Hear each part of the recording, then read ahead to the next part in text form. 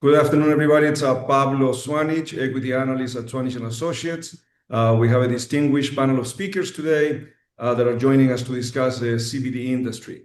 We have Jared Stanley, he's the co-founder and board member of Charlotte's Web.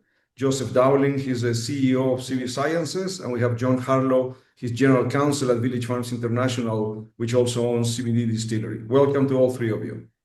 Thank you. Thank you, Paul. So look, we have a lot to cover, and I will ask each one of you to make some brief introductions about your companies. But just for the audience, right, you hear me write and talk a lot about U.S. cannabis, international cannabis. We follow Canada very closely. And recently, and over the last few years, we haven't done so much on CBD. We did a lot 5 years ago, and only more recently, there's been more favorable news flow on the regulatory front. So we need to do a lot more work, right? And of course, we all know what happened on December 18th, which is very bullish for the CBD industry. So just for the audience, I just want to read a few lines here to give some context. The US CBD industry grew rapidly since the 2018 Farm Bill opened, as it opened the door to hemp cultivation and wellness-focused CBD products. Yet the absence of clear FDA rules has constrained responsible businesses, narrowed retail opportunities, and allowed unregulated intoxicating hemp derivatives to flourish. This regulatory gap has created confusion for consumers, policymakers, and legitimate CBD brands that now find themselves grouped with unsafe, mislabeled products. As Congress weighs new federal restrictions scheduled to take effect in late 2026, high-quality, non-intoxicating CBD products face risk. However, multiple legislative vehicles remain open before the effective date of November 12, 2026, and bipartisan momentum is building to replace these restrictions with a practical regulatory framework that protects consumers without crippling a multi-billion-dollar sector. At this pivotal moment, industry coalitions are working to ensure CBD is regulated as a dietary supplement under clear, consistent federal guidelines. Their mission is rooted in scientific rigor, engaging top cannabinoid researchers and toxicologists to equip Congress and the FDA with reliable data, strengthen consumer safety, and build a standardized CBD market. So I think it's important to investors to understand that context. And again, we have this huge tailwind, which is December 18th, right? Which we'll explore in more detail in this call. So let's go with introductions. And first, Jared, I'll start with you. Just brief introduction about your company. Thank you. Thank you, Pablo. Thanks for having me. I'm Jared Stanley. I'm a co-founder of Charlotte's Web. I also sit on the board of directors at Charlotte's Web. And in my career there, I've served multiple executive roles, including the former COO. As COO, I had government affairs under my bandwidth and really formed a founding member with One Hemp. And One Hemp was formed to drive a scientific solution and support policymakers to land an FDA-regulated CBD dietary supplement framework. A couple of years ago, I stepped off of my executive role to lead the DeFloria project. DeFloria is a joint venture between Charlotte's Web, Ajna Biosciences, and our anchor investor, British American Tobacco. It is taking a standardized full-spectrum CBD dominant product through the FDA's botanical drug guidance for irritability associated with autism. It recently received its IND clearance from the FDA, and study may proceed to initiate its phase 2 clinical program. Thank you. Joe, go ahead. Thank you, Pablo. My name is Joe Dowling, and I'm the CEO of CB Sciences. I've been in the hemp-derived CBD industry for about 12 years now, all with CB Sciences.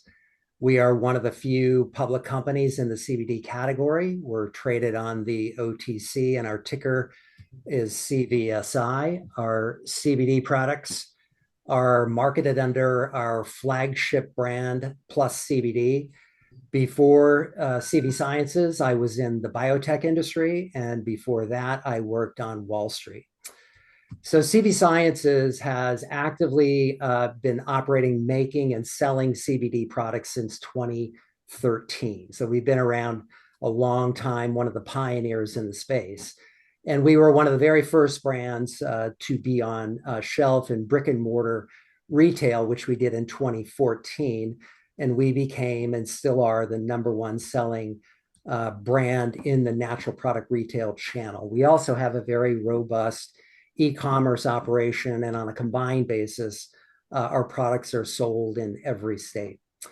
I'm going to focus the rest of my remarks on where I think the industry is going a little bit and how it relates to how we've always operated, with a focus on quality and safety, because I think the upcoming increased scrutiny, regulatory scrutiny, is going to be critical for especially the leading companies and those on this call. Obviously, there are some table stakes, but very few companies have followed it. Our product manufacturing has always been CGMP. On safety, we were the very first company in the hemp CBD industry to achieve generally recognized as safe status in accordance with the very stringent FDA safety guidelines. And we completed our GRAS, G-R-A-S, generally recognized as safe studies and designation 8 years ago, back in 2018, when very few people, if any, knew what that meant in our industry. And our commitment to product safety has really always been in place. And it was further established by an internal decision that we made early to provide post-marketing surveillance through independent adverse event reporting. And in May of 2020, we published 2 years of results of post-marketing surveillance in the Journal of Dietary Supplements. And a lot of really good findings came out of that study. And that was millions of consumers that were using our product over a 2-year period. But a noteworthy finding in the study was the absence of any report of liver toxicity. And as I mentioned, I'm focusing some of my introductory remarks on quality and safety, because as we move into a new period of much greater... Joe, if you don't mind, Joe, I'm sorry to interrupt you there. Yep. We'll definitely go straight in short order into those topics, but let me just get John to make a quick introduction of himself, and then I'll come back to you. My apologies, Joe. John, brief introduction. Thank you. Thank you, Pablo, and thank you, Joe and Jared, for joining me and all of us on this call. It's an honor to be sitting here talking with a panel like this. These are all companies that have put a large emphasis on what I would call is doing the right thing, whether it's GMPs, self-affirmed GRAS, or post-market surveillance through companies like Safety Call. So especially given that at present, there aren't that many companies left that have stuck to that kind of initial thesis or to those values. So as for me, in a prior life, I got my doctorate in pharmacology and toxicology, studying cannabis and endocannabinoids. Joined the hemp space, the hemp industry in 2019 at CBDistillery here in Denver, Colorado. Since then, it's been quite the roller coaster. Met Jared, I think it was around 2022, in earnest during the legislative session.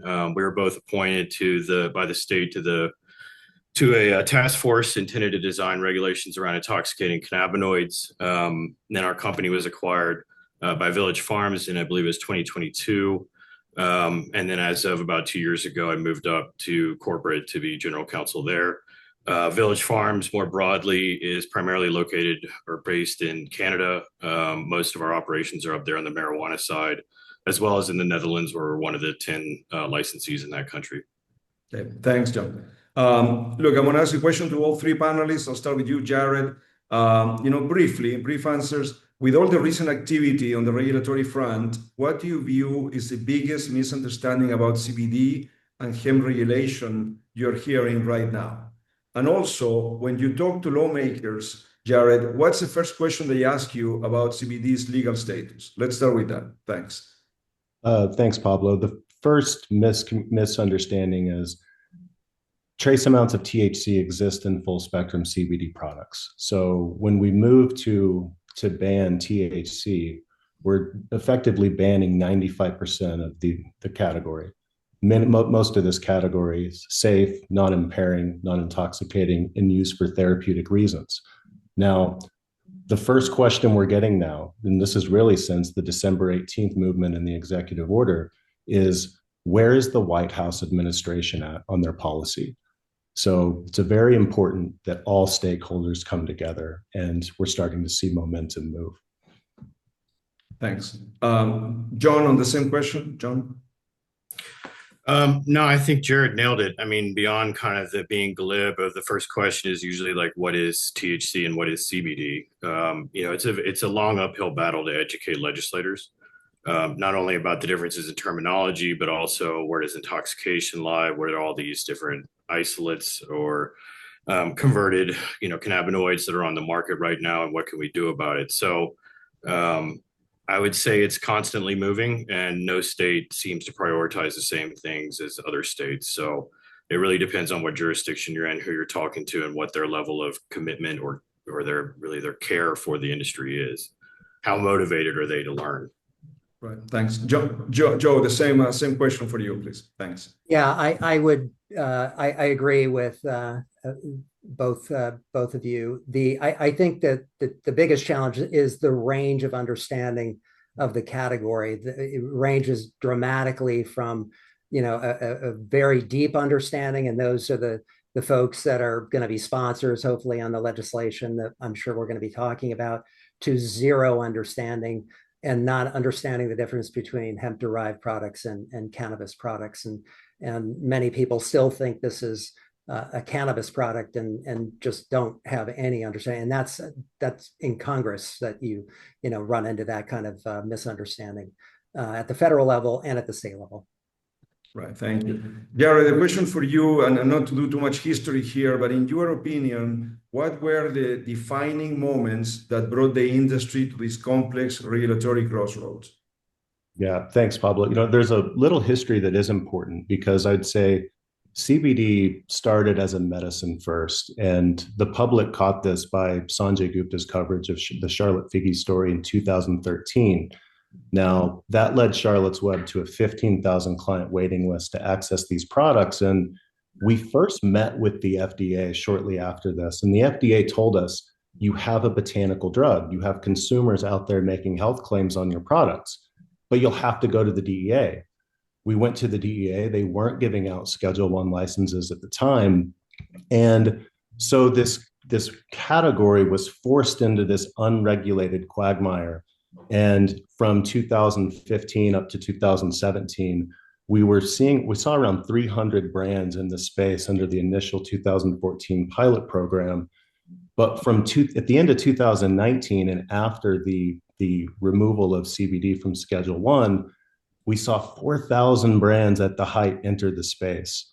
And what this allowed is an opportunistic market. The hemp industry was flooded with market penetration, with what really lost its core focus, where it started as a medicine and went into these intoxicating products, THC isomers.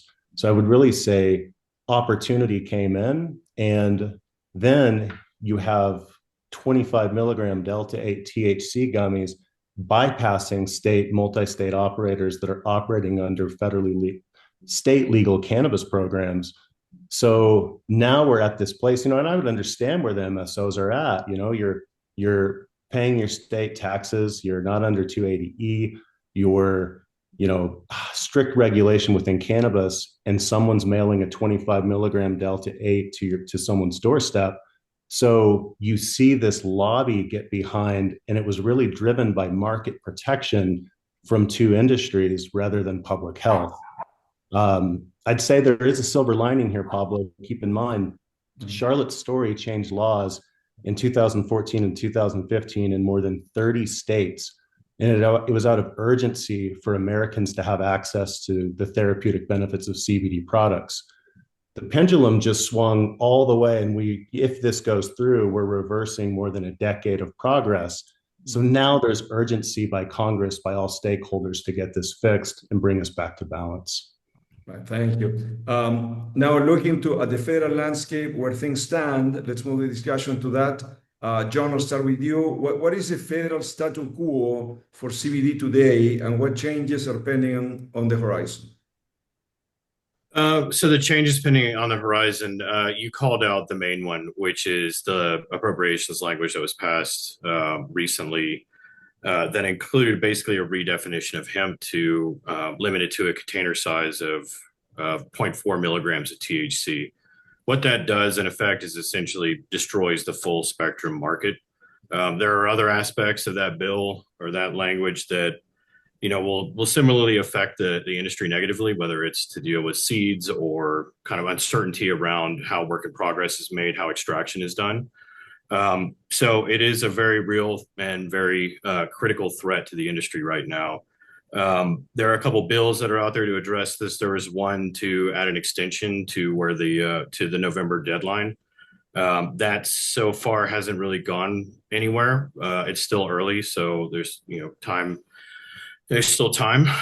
But outside of that, there's been two bills that really have tried to address the problem of regulation, especially at the federal level. So there's one by Wyden, and I think we're going to talk about that in a little bit more detail later.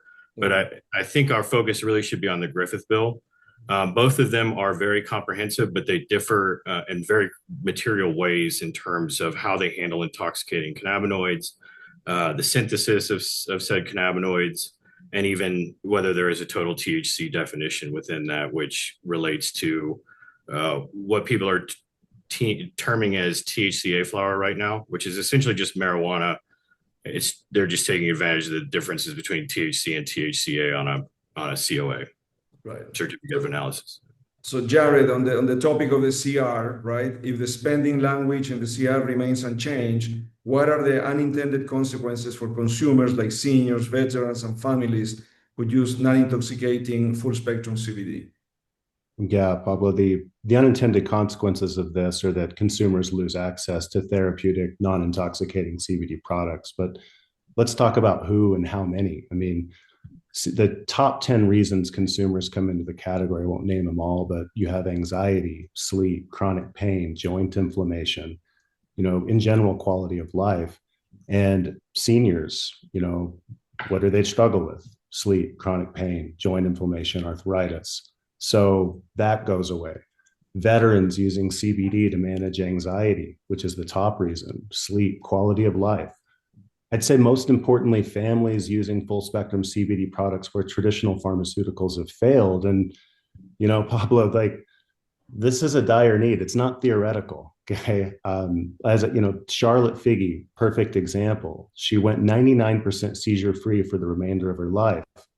She's not alone. And, this started in epilepsy and autism, but it's become so much more with so many more indications. And according to a recent Brightfield study, 92% of people that purchase CBD do it for a medical benefit. And, speaking to how many, was looking at Charlotte's Web's e-commerce data. And in 2025, Charlotte's Web served 150,000 consumers.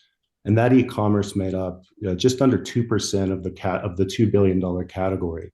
So conservatively, we can say that there's about 8 to 10 million Americans that are left in the cold and affected here, 92% of them using for a medical need state. So the bottom line is, a blunt THC per container limit addresses risky intoxicating products, but by removing access to non-intoxicating therapeutic products, it takes away access to the very populations that our legislators want to protect.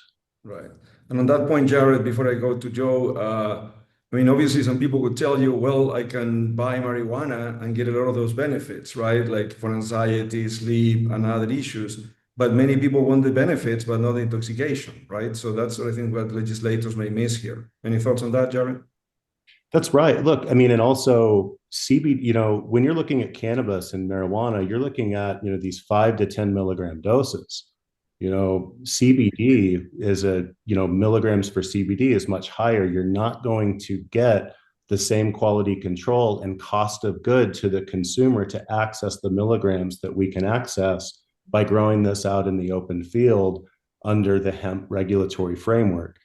And you're also not able to take Charlotte's Web, for example, proprietary genetics, patented genetics. It controls every step of the supply chain, which creates a consistent consumer experience. It's impossible to replicate that program into 50 states where not even all 50 states have a medical or recreational framework. So it becomes catastrophic to these consumers. Thank you. Joe, and if I made at the introduction, I interrupted you, and apologies for that. If you want to expand on what you were saying at that point, but the question for you here would be, from an operator's perspective, what specific compliance unknowns keep brands and retailers from investing more aggressively on CBD right now, in CBD? So, well, let me comment at first on the CR, and just to kind of follow on what both others have said. I think Jared mentioned earlier that about 95% of the full spectrum market will be wiped out if the CR holds. But I look at the CR as really an opportunity. I think, I think this has been a call to action by legislators that really understand the market and the economics of what's going on and the intent of what this is trying to do. Really, is this is a supplement or a medicine, however we want to frame it, that a lot of people benefit from. So I think and I know we're going to talk about some of the bills that are in place, but I think there's several legislative vehicles that are, I think, going to first lead to an extension. It could be that the Griffith bill is passed as well, but I think the first thing that we have to focus on is to get an extension, and then hopefully we can come together as an industry and work towards a really sensible regulatory framework. That was the original intent of this category over 10 years ago. And so, I think that's the goal for, the companies that, are serious operators in the space that have always done the right thing and in some ways have been punished for it. Right. Okay. Thank you. This is a question for all. I'll start with John Harloe. Two questions here. Why has the lack of a clear FDA pathway for CBD in supplements and foods been so consequential? And what would a workable pathway look like for responsible brands? Related to this, John, the other question would be, practically speaking, what's the difference between regulating non-intoxicating CBD and regulating intoxicating hemp derivatives? And how should policy draw that line? I know there's two separate topics there, but if you can touch on that, John, first, and then I'll go to Joe and then Jared. Yeah, for the intoxicating and non-intoxicating, it really always seems to come down to potency limits, whether it's per serving or per container. Unfortunately, right now, Jared and I went through this in the task force in Colorado. We don't have the clinical data right now. We need to make the determination of where your average person gets high. And that informs, in turn, those limits, whether they're, again, serving or container. That said, there is new data that has come out recently out of Johns Hopkins with Ryan Vandry that would point to maybe like 2.7 or 3 around there is kind of where that cutoff limit is. So, hopefully that information will start coming. That's certainly one of the biggest benefits of Schedule 3, which is kind of beside the discussion here, but allowing clinical research to proceed is going to be informative on most of these regulations, especially on the issue of potency. And I'm sorry, can you repeat the initial question? Well, the other one said, why has the lack of a clear FDA pathway for CBD in supplement foods been so consequential? And what would the workable pathway look like for responsible brands? Yeah, so as both of these guys will tell you from all of their experience, if you try to get into big box retailers, they're going to point straight to the FDA and their statements that's been around for, I don't know, since at least 2018, maybe before, about how their hands are tied because Epidiolex is on the market and there is a preclusionary provision, which basically says that if a company starts clinical trials before a supplement is marketed as a supplement, then it's basically precluded from becoming a supplement. Unfortunately, those clinical trials started about a month after the 2014 Farm Bill. So trying to prove that that marketing occurred in that 1 4-week, 6-week period is almost impossible. And actually, I think, Jared, correct me if I'm wrong, but I think you guys have presented evidence to the FDA to the opposite of that, and they didn't, accept it as true. So I know because we were there. Yeah, exactly. So it was Joe. So yeah, it really comes down to the uncertainty that's caused by statements from the FDA like that, and then that in turn obviously makes larger, more established big box retailers shy away from adoption. Right. Jared, I'm going to go straight to you, given John's comment there, but if you can touch on the 2 questions I just asked. Look, there's no rule book to follow, Pablo. So retailers have regulatory uncertainty, states fill in the gap. We have a patchwork of conflicting requirements. Companies can't execute on a plan with 50 different, labeling standards. So now we're coming into a very important time for the category. We need to see this national FDA-led framework, and at the core, basic GMP, baseline manufacturing, quality expectations, clear labeling standards, QR codes, transparency to the consumer. But most importantly, now we're at this science-based daily intake limit for THC and for CBD. And we should touch on CBD a little bit later. And then none of this matters without enforcement. So the engagement with the FDA is key, as well as landing a science-driven policy within the Griffith framework. Thank you. Joe, the same question for you too, also, please. Yeah, I'm going to follow up on the IND preclusion topic that John brought up. So this is the investigational new drug preclusion that he was talking about, where if a drug has previously been in clinical studies, then it is precluded from being put into the food supply as a dietary supplement. And so I think all of us on this call have dealt with this issue and addressed it directly with FDA.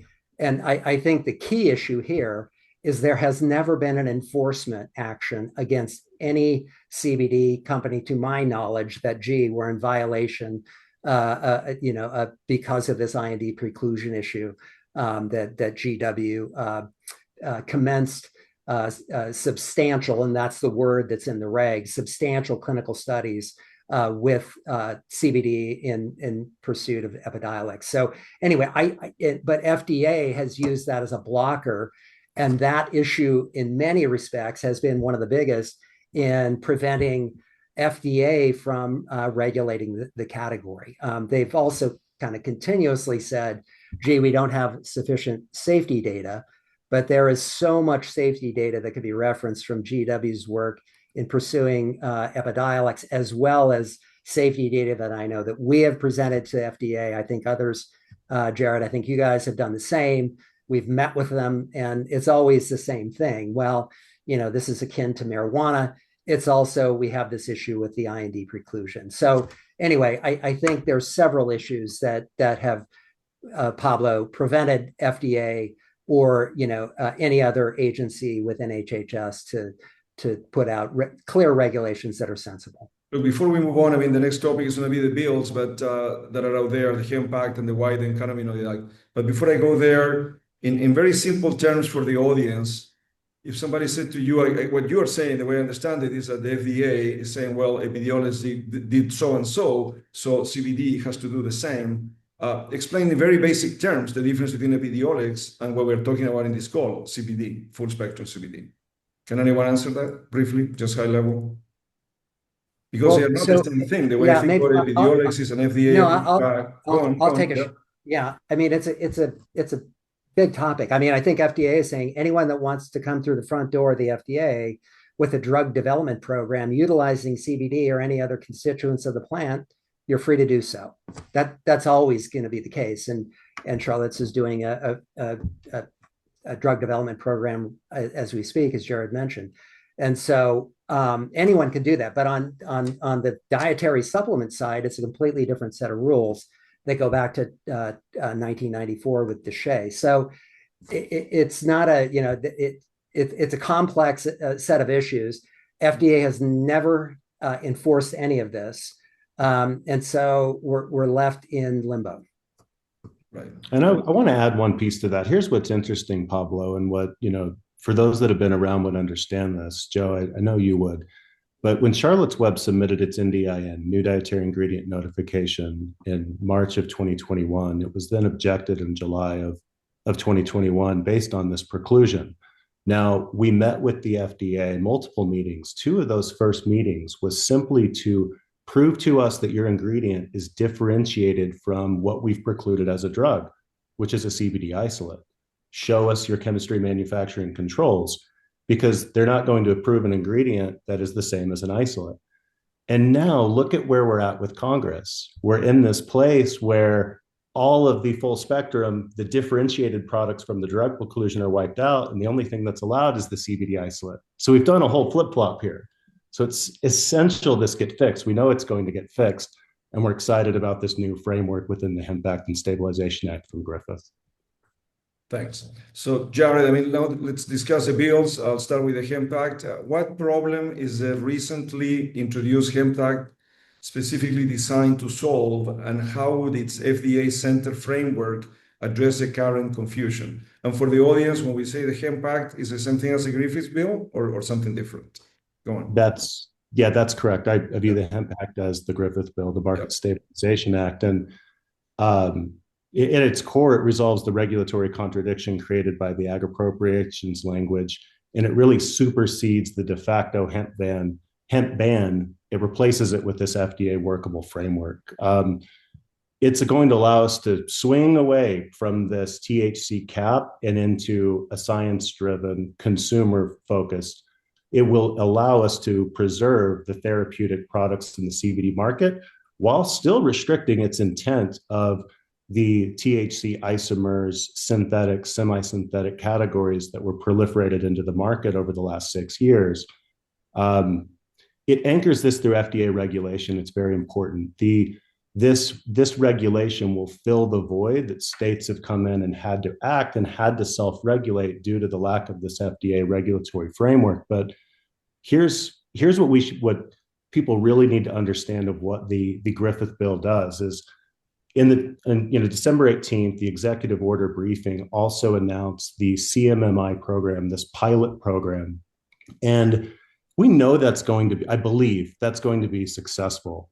It's going to be massively successful with a regulatory framework that allows for innovation for different targeted cannabinoids, trace amounts of THC. Why are there 10 reasons that consumers are coming into the category? Why did Brightfield say that this category was going to be $22 billion back in 2018? When you model something like an acai berry, that's a antioxidant, you're modeling it off of that one category.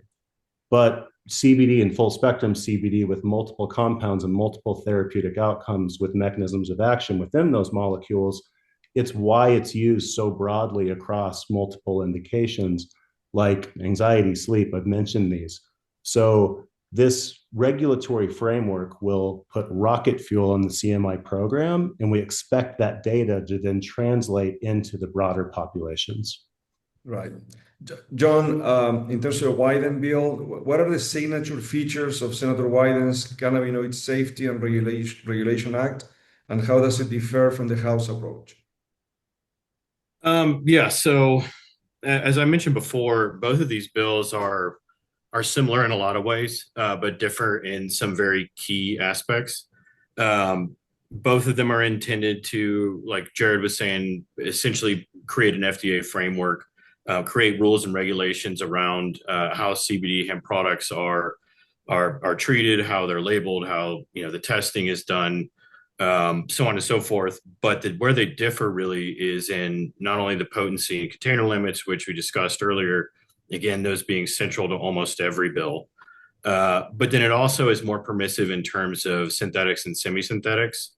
It depends on how you define those two terms, synthetic and semi-synthetic. So in this case, like creating new cannabinoids out of whole cloth that don't exist in nature are typically referred to as synthetics. They would be banned under both bills. Semi-synthetics, however, can be, for example, they can range from non-intoxicating THCV to CBN, but then they also include all these other constituents that can be intoxicating but aren't in the plant in a quantity that can be extracted and be commercially feasible. So a lot of people have learned is I can take CBD, run that through some chemistry, and then end up with delta 8, THCP, HHC, these other intoxicants.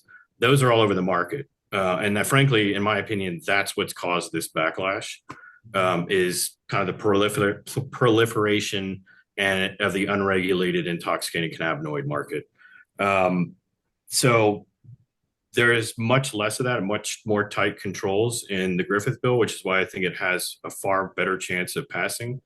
But outside, like the container and potency limits, they're both at 5 milligrams per serving, and whereas Wyden's at 50 milligrams per container, I believe. So, and then again, just to pull up the THCA flower issue, which is essentially just marijuana, that's usually governed at the state level and by the USDA as a total THC calculation. So it takes into account the conversion of THCA to THC. I know I'm getting into some very kind of boring science here, but the point is that Wyden would allow that to continue to proliferate. Griffiths would not. And frankly, that's what's bothered the MSOs to a large degree, amongst other very legitimate gripes. I'm going to come back to that. But Joe, in terms of what this means at the company level, if either bill passed tomorrow, this is for Joseph, if either bill passed tomorrow, what two operational changes would you implement first at CV Sciences? And what would you defer until FDA rulemaking?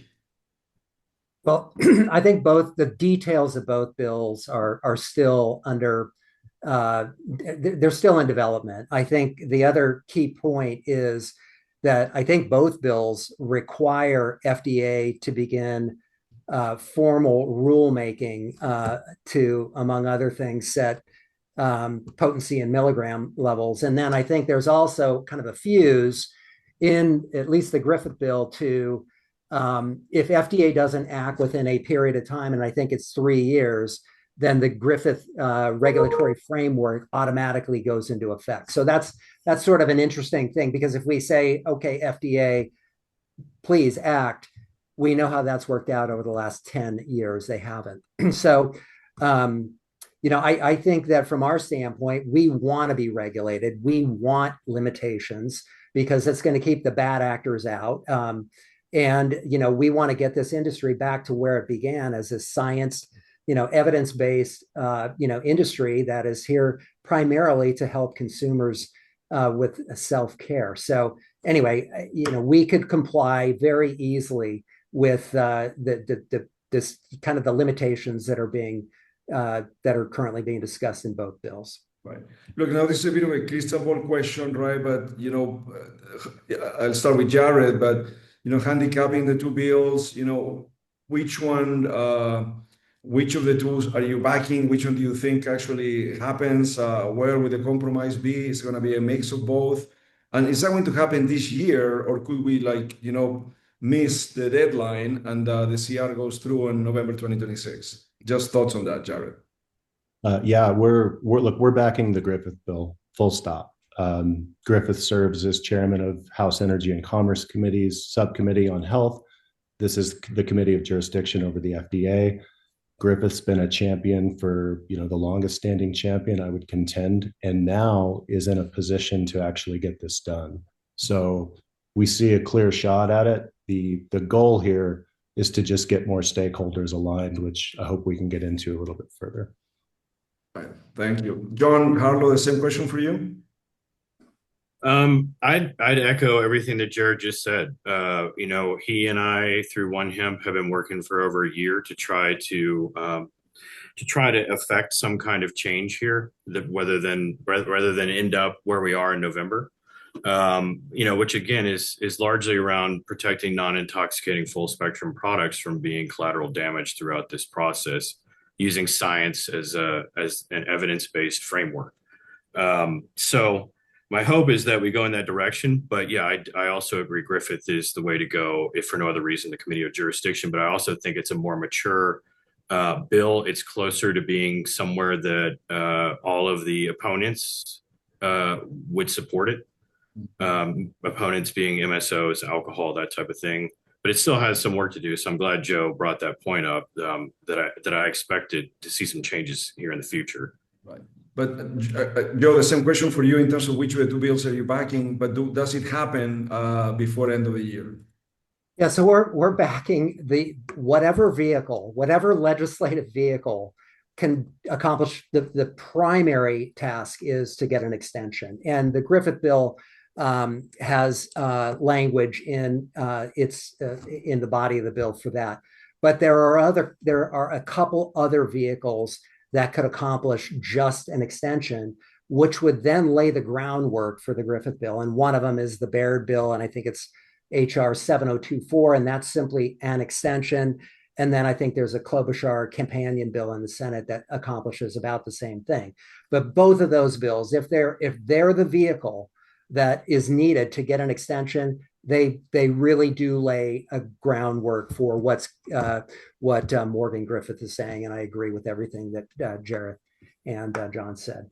Thank you. Before we start talking about the executive order, and by the way, one more thing: there are if both of these bills do not happen, there are a couple of other vehicles that could be available to accomplish not what's being accomplished in the Griffith bill, but for an extension. And just like with the continuing resolution, that was a must-pass bill.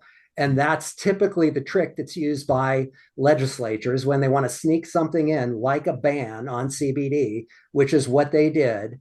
And there weren't enough people willing to fight that issue in exchange for shutting the government down. So there are a couple of other must-pass legislative bills that are out there that we could also use as the vehicle to get an extension, again, laying the groundwork for what's going on with the Griffith bill. Right, but on that point, I mean, the November CR was supposed to be reviewed again end of January, and they're still negotiating, right? Is there room to make some change there, or not really? Not that soon, Joe, or anyone?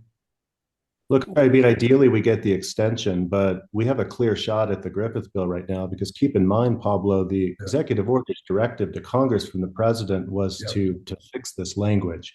So we're not just working from a string of industry leaders, which is important, but not nearly as important as the direction from the top administration in the company now engaged with the FDA. I view the Griffith bill as the vehicle. The companies need to fall in line, and all stakeholders, so that we can bring one layer of comments back into Griffith, because time's not on our side. But ultimately, it's going to come from the top, and the companies doing the groundwork on the bottom to get this passed. Right. Okay, before we go to executive order discussion, Jared, for you, Charlotte Web primarily manufactures full spectrum CBD, which often includes trace amounts of THC. What science-based limits or labeling rules would protect consumers without eliminating those products, in your opinion? Yeah, it's $1 million question. Where's the impairment level of THC? And we haven't been able to answer that until just recently. Dr. Ryan Bandry from Johns Hopkins just published this impairment study, and it's really exciting what they found. Okay, there was 60 participants, 6 cohorts, 10 in each group, and they were administered 100 milligrams of CBD with 0 THC, 0.5, 1, 2, 2.7, and up to 3.7 milligrams of THC, all with 100 milligrams of CBD. They were also given this on acute dosing once a day, as well as for 14 days, twice a day. And they were given this with a high-fat meal, and that's really important.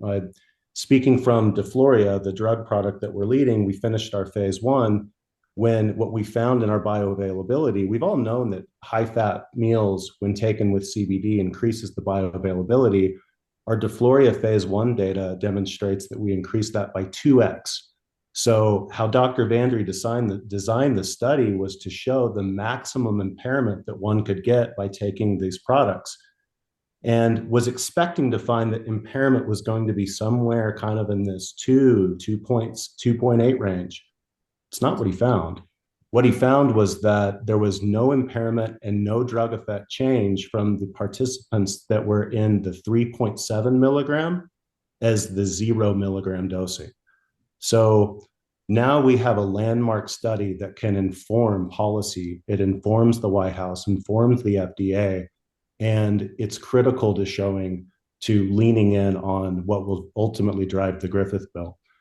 It's very important that full spectrum CBD is, its multiple mechanism of action shows the therapeutic outcome. Additionally, there's 2 more studies that show that the bioavailability increases with CBD when taken with trace amounts of CBD. I could go down a rabbit hole with that, but I'll stop there. Yeah, no, thank you for that. John, what's a smart, enforceable way to address synthetic or chemically converted cannabinoids that avoid sweeping in and non-intoxicating products?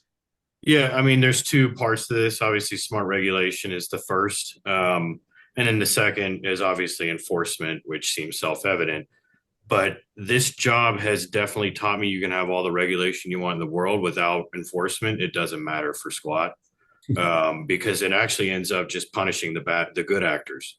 Because we're taking on all these capital expenditures to try to be responsible companies, do things the right way, be compliant. Those expenses don't have to be assumed by other companies if they don't care. So, and again, there's nobody enforcing this. But to answer your question directly, what we're really missing is a federal level enforcement. Right now, I would say the states they range from they don't care to they're very good with enforcement. But when it comes to interstate shipments, there's very little enforcement I've ever seen. In fact, talking to regulators, they'll discuss how difficult it is, how hard it is to get other states to work with them, jurisdictional issues, so on and so forth. So to me, tying a licensing scheme at the federal level to the company that can be revoked, if not just allowing jurisdiction at the federal level, seems to me the best start, but you've still got to have the motivation and the funds to follow through at the federal level in order to affect that change. So yeah, both are required, but it all really comes down to motivation and funding as well.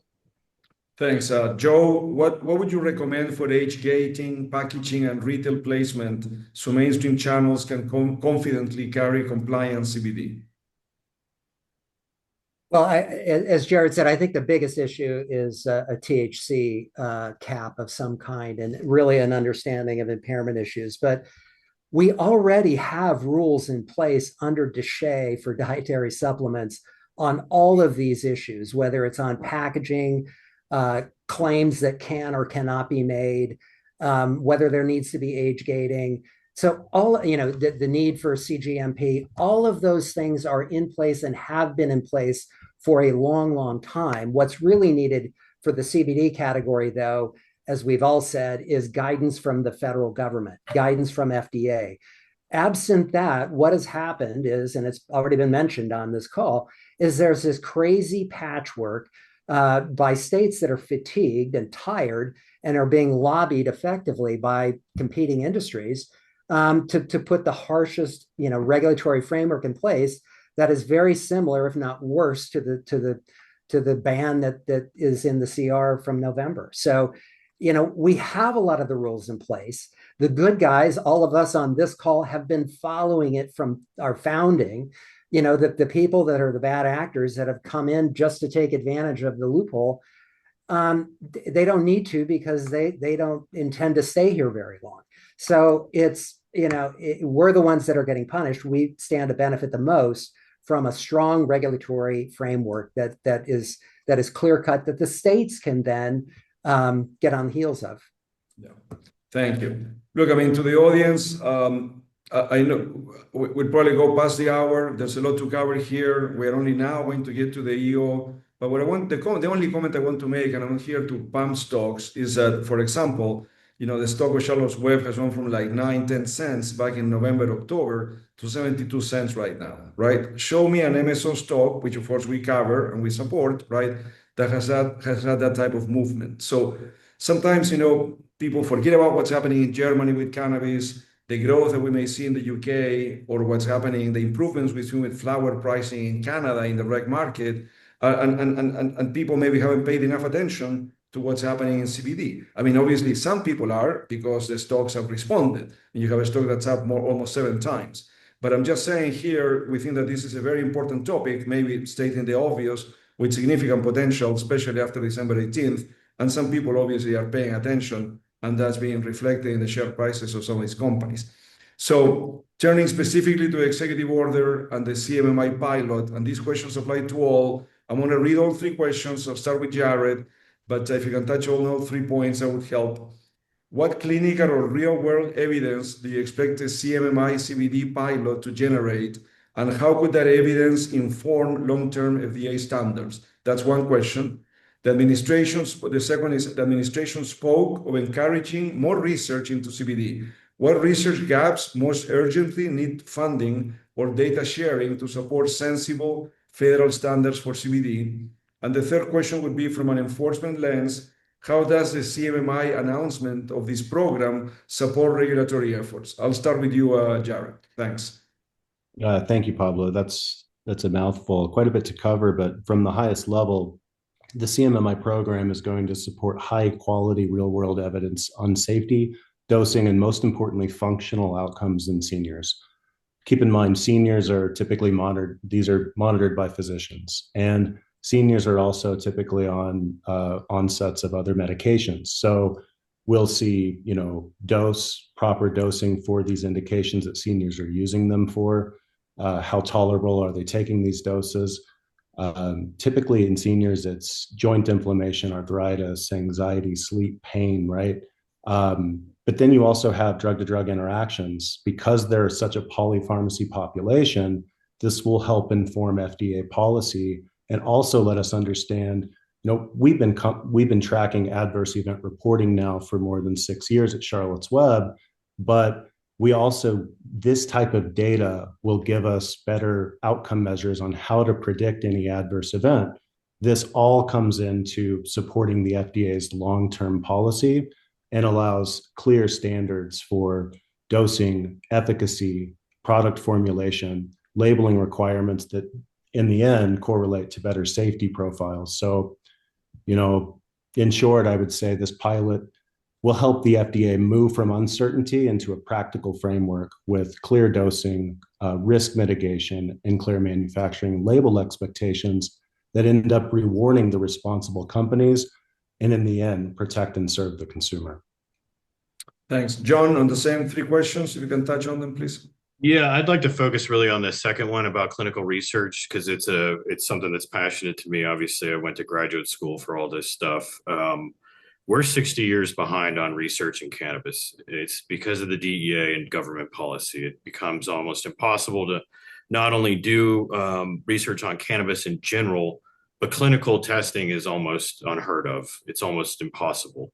And so anything that can generate data, whether it's regard to safety, efficacy, use, contraindications, labeling, dosing schemes, all that stuff is extremely important because, again, we're so far behind.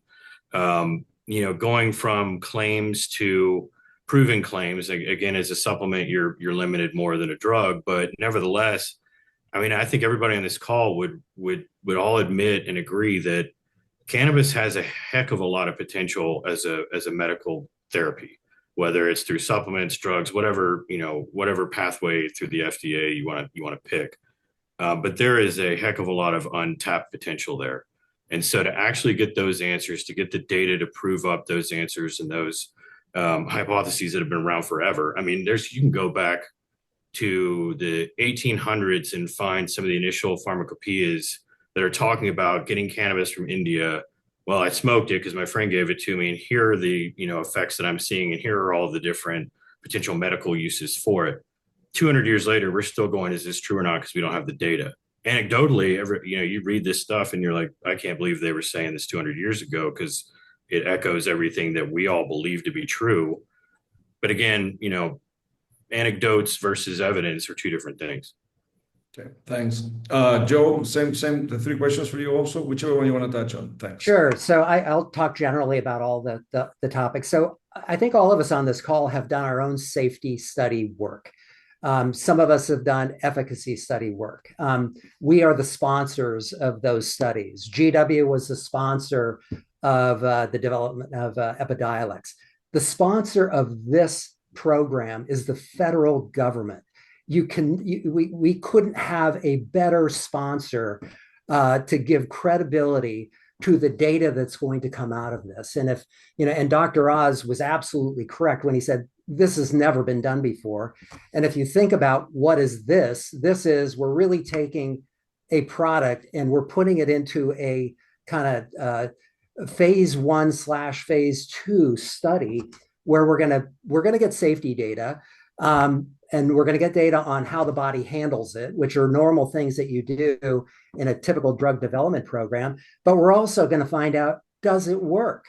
And at what dose? And Jared touched on both of those things. But just getting a sponsor like the federal government to be able to generate that kind of data from the most responsible companies and participants in the category is something we desperately need that we haven't had before now. So I think that is the biggest thing. We're gonna put what is not in a drug program into a quasi sort of drug program study and get real world data out of it from a cohort that has medical indications that are much greater than any other cohort. Seniors. Thank you. Look, now the last set of questions here, trying to handicap how things play out in the year ahead. I'll start with Jared. What will it take practically and politically to move the Griffith Hemp Act across the finish line and ensure it reflects science-based, consumer-focused standards? Yeah, well, practically speaking, to get the Griffith bill across the finish line, we got to keep this thing grounded in science and not ideology. And we're starting to see that take off. One thing we haven't mentioned was the publication done from Talk Strategies by Dr. Rayetta Henderson, which was informed the House Oversight Committee hearing in 2023, coming off of the Congress's RFI submission. What that did, this Dr. Rayetta Henderson took all of this existing, as Joe mentioned, a lot of safety data out there on CBD, took all of it and made an objective opinion to address the FDA's concerns for elevated liver enzymes, as well as reproductive concerns, and made an objective direction of the safety data to the safe upper limit of CBD. Since then, no one's talking. We know we have the benchmark for CBD, and we know how to put the proper labeling standards based on that study. Now, in parallel, we have the Dr. Vandry study based on impairment of THC. This science has to inform policy. So that's practically how we get it done. But politically is very different. It's very important, okay? The most important. All stakeholders have to come together. And who's all stakeholders? The most important stakeholder here is the consumer. Every other stakeholder is there to serve and protect the consumer. That's the industry, that's the FDA, it's Congress. Now that's also the White House, which is very important. So as we find this alignment around these scientific standards to inform the FDA, to guide this national framework, we have support now in a directive from the executive order, from the White House administration. We've never had that. We're going to roll with the momentum and the gravity. It's our job as an industry to align all stakeholders and run the ground game and ultimately bring this thing and pass the bill. Jared, on that point, in terms of stakeholders, specifically the consumer, how was the consumer represented in the Oval Office on December 18th? Oh, that's a great question, Pablo. We were honored to have Paige Figge, the mother of Charlotte Figge, standing just 2 down from President Trump. In fact, the president gave Paige the pen that he signed with. And, I was almost in tears watching this, right? But that's Paige being there. Paige was what I say just is the tip of the spear. And Paige is very important. She is the executive director of Coalition for Access Now. She has been on the Hill in DC with the same message to ensure access to these products for more than a decade. Keep in mind, Charlotte's no longer with us. She passed in 2020 due to the complications of COVID. Paige doesn't have to do this, but she knows too much, and she knows what's at stake for the millions of Americans and many like Charlotte that depend on this product. Right, thank you. John, from your perspective, what enforcement approach would most effectively shut down unsafe or intoxicating hemp products while still giving compliant CBD companies a clear, workable path to operate and innovate? I think I addressed this one earlier. My answer would be the same. You need clear regulations, and then you need a willingness to enforce it, especially at the federal level, to control the interstate trade, which right now is our biggest issue. Yeah, thank you. And Joseph, what's your message to retailers about timeline, risk, and upside if Congress lands a regulatory ban framework? Yeah, so as I said earlier, Pablo, I think this is a catalyst. I think that the CR language is a much needed catalyst for our industry to change and to legislate a sensible regulatory framework. So that's the same message that we're giving our retailers. And hang in there. We understand that they can't understand all the political conversation going on, and it is complicated. It's hard enough for this group to understand it, but we are very confident, and we see this as an opportunity, and that's really the message that we're giving. And I also want to echo what Jared is saying. The focus has to be on the consumer, and it has to be the same as it's been, at least for me and our company, for the last 12 years. Focus on quality, safety, and efficacy, and meet your customers where they are. and their need states and their indications that they're facing. So, I mean, that's got to be the focus. And that's really the emphasis of our discussions with our consumers and our customers. Thank you. Look, I'm going to apologize to the speakers and to the audience because we'll probably go on for another 5 minutes here. I want to read some questions that came through online. I'll paraphrase them. I mean, some of them are the same thing. But I guess one question is, in terms of the pilot, does the pilot start in April? And is it a pilot in the sense that only a small group of people are selected to participate in the pilot? Or is anyone that wants to participate will be eligible? Any comments on that? Do we have clarity on that? Pablo, it's a little bit speculative, but it's expected to start in April. The regulations were finalized 2 weeks ago, and we're hoping and expecting an announcement from the regulatory authorities at some time, coming if it's launching in April. We're excited as far as the population. It was important to note that it was stated in the briefing that this is starting in a pilot, but expecting to expand beyond just the pilot. So that's multiple indications that we expect to see. And we're very excited. It has amazing potential. Here's what I would say to that. What we're seeing here is a shift into the true medical state of where this all started for the category. And that's really where we'll see the unlock of where the category goes. John or Joe, I mean, someone is asking about, the Delta-9 drinks industry are lobbying hard for a carve-out, right? In terms of the CR bill. Does that complicate things here in terms of how things play out? On the one hand, it seems that you're calling more for an extension, right, to maybe November 2027, but other people are trying to negotiate carve-outs. How do you think about that? Joe or John, quick comment on that. It's made everything tremendously more complex on the lobbying and political front, because I think it's been a big driver of bringing alcohol into this discussion. And on the lobbying front, they're split just as much as the cannabis side. By cannabis, I mean both marijuana and hemp.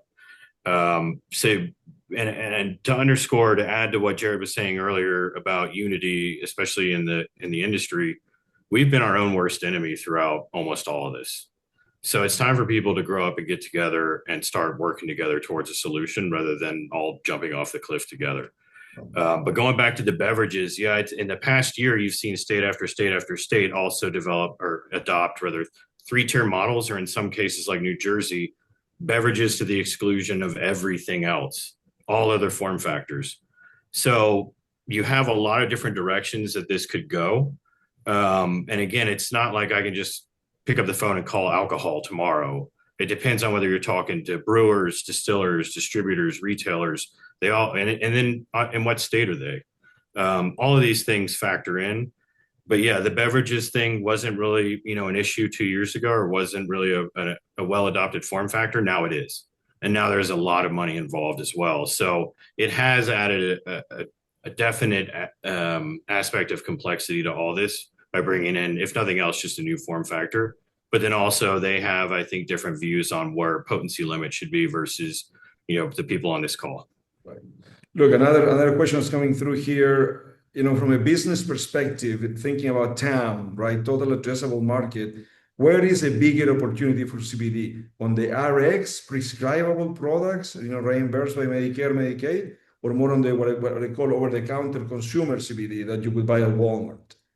Or it's tough to quantify because it's also hypothetical. Any thoughts on that? It's not tough to quantify, Pablo. It exists. First, the supplement side is very important that I'll have access to these products. And one FDA-approved drug, Epidiolex, one product today takes 25% of the entire CBD category, hundreds of thousands of products likely. So we see the importance and the power of physician advocacy because this started as a medicine. And it doesn't mean they shouldn't both exist. They must both exist for the consumer, for the broadest access. Right. But for companies to step up and give doctors the clinical data to show a standardized product and standardized nature, which is difficult for a reproducible experience, that's essential for the pharmaceutical path. And to be honest, these communities are demanding it and they deserve it. Another question, has any country got it right in terms of CBD so far? Or everyone, they are all like, scrambling in terms of rules? We'll be done in a couple of minutes, but anyone want to answer that? Any other country? From Look, my seat, they've been scrambling. It's all over the place. I think that's Okay. right. Yeah, Right. it's a new category. And the very last one, MSOs, when they began to see the growth in Delta-9 drinks or even in hemp derivatives, they got into the game, right? Licensing their brands or selling their brands under those products.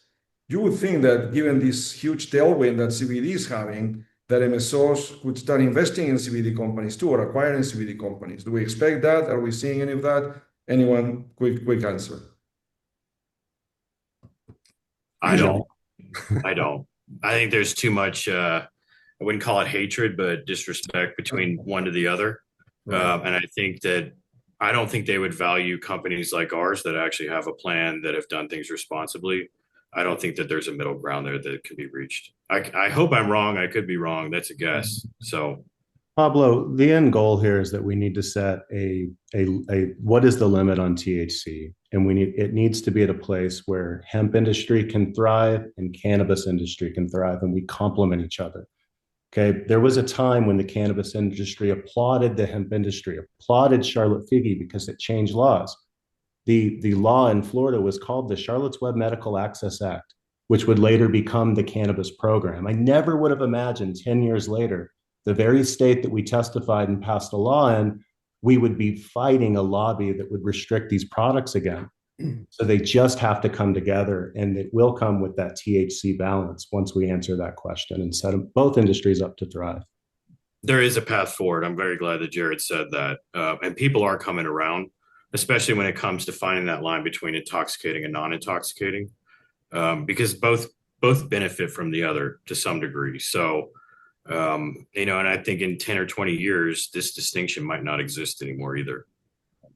Thank you. Look, thank you very much to our three speakers here. We very much appreciate your time and all your insights. We'll start with closing remarks. I'll start with Joe. And Joe, whatever comments you want to make, but if you want to take a crack at predicting, by end of the year, consumers should expect CBD products to be, fully legal. Just make your best prediction, but closing remarks. And maybe, I'm not saying if you want to pitch your stock, why not? CBSI is a stock, publicly listed. No, I think I'm going to focus on the matter at hand, which is I agree. We need to come together as an industry and really focus on a legislation that makes sense. And I agree, the Griffith bill, if we can focus on that and we can get that to go through, that would be a huge accomplishment. And I think it would lead to a better understanding from the customers to retailers to distributors, manufacturers, credit card processors, everybody that's in this space that steps back and looks at it and says, you guys are making us a little bit nervous, to be a lot more calm. So I think that, like I said, I believe that the CR ban was a catalyst and is a catalyst. And I'm really optimistic that we're going to come out of this with legislation that's going to create an environment where the bad actors are not going to be able to operate effectively or proliferate like they have over the last many, many years. Thank you, Joe. John, closing remarks? To go to your question about what things will look like in a year, the only thing that I can say with any level of accuracy, at least in my opinion, is that the industry will be more heavily regulated, which is a good thing. Mostly. The way that we're talking about on this call is definitely a good thing, but outside of that, there are a lot of pathways to get there. But the only way that I see that it isn't more heavily regulated is if we have an extension which doesn't preclude the Griffith bill or some other proxy of that from also being passed. So thank you, John. Jared, closing remarks. Yeah, by this time next year, Pablo, we would expect that the CBD category is transforming from, mainstream to products with intent, with purpose. It's going into the pilot program for a CMMI channel. This is historical, and companies to participate have to step up to the regulations and products that are specific for those indications. And this will be set up to be wildly successful And that data will then help inform the rest of the population so that mainstream becomes the medical intent with purpose for the consumer. That's great. Thank you. Thank you very much to all our three speakers. Thanks to everyone that joined through Zoom, Twitter, and other platforms. A lot to digest here. Keep a close eye on the industry, of course. Very interesting year ahead. Everyone have a good day. Thank you. Thank you, Pablo. Thank you, Pablo.